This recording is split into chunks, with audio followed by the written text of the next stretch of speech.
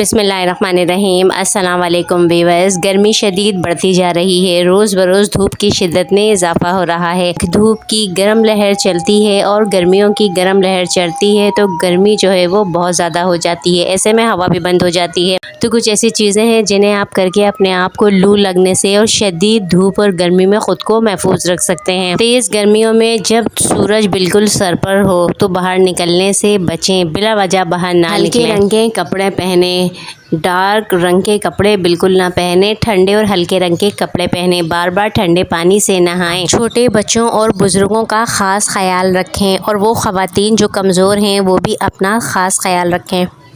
पानी का इस्तेमाल बहुत ज़्यादा करें। बार बार पानी पिएं। मुख्तलिफ़ किस्म के केमिकल वाले मशरूबात पीने से बचें, ये नुकसान पहुंचाते हैं।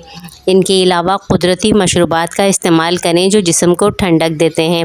साथ ही ढीले ढाले कपड़े पहनें जिससे जिस्म को हवा लगे। बच्चों और बूढ़ों को और भी ज़्यादा एहतियात करनी चाहिए, या वो ख़वातीन जिनको गर्मी में तबीयत बहुत ज़्यादा ख़राब हो जाती है। जब धूप में बाहर निकलना हो तो अर्क़े गुलाब या फिर अर्क़े संदल थोड़ा सा लें, फ्रिज में रखें ताकि ये ठंडा रहे। अर्क़े गुलाब जो है वो ठंडी तासीर का होता है, गर्मियों में इसका इस्तेमाल करना चाहिए। अर्क़े गुलाब या अर्क़े संदल थोड़ी मिकदार में लेकर अगर बाहर निकलना हो तो उसे अपने माथे पर लगाएं, हाथों पे लगाएं, पैरों के तलवों पर भी लगाएं। इससे जिस्म को ठंडक मिलती है और लू नहीं लगती है।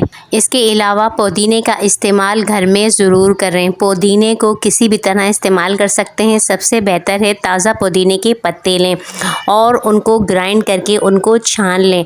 छानने के बाद उसमें ठंडा पानी मिलाकर आप जब पिएं तो ये जिस्म को बहुत ज़्यादा ठंडक देता है, जिस्म की गर्मी कम करता है।